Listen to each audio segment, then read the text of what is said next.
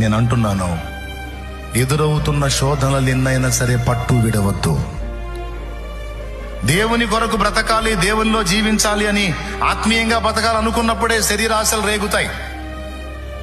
దేవుని కొరకు నిలవాలనుకున్నప్పుడే శరీరేచ్ఛలు రేగి సాతాను వాటి ఆకర్షణలను తీసుకొచ్చి నీకు చూపించి నిన్ను బలహీనపరచ చూస్తాడు. గుర్తుపెట్టుకో, అంతకుముందు లేవు, ఇప్పుడు ఎందుకు ఎక్కువైనాయి అంటే మన దెబ్బ తగిలిందో వాడికి తీసుకొచ్చి ముందు పెడుతున్నాడు అని గ్రహించి నువ్వేం చేయాలి?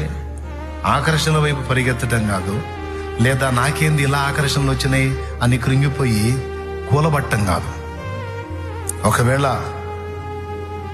దురాలోచనలు, దుష్ట తలంపులు ఏవైనా నీకు కలిగినా, అడుగులు తడబడినా, నువ్వు చేయాల్సింది ఏంటంటే వాటిని చూపించి దేవునికి దూరం అవటం కాదు, కానీ వాటిని దులిపి పరిగెత్తుకుంటూ చేసే కాళ్ళే పెన్నేసుకోవాలి.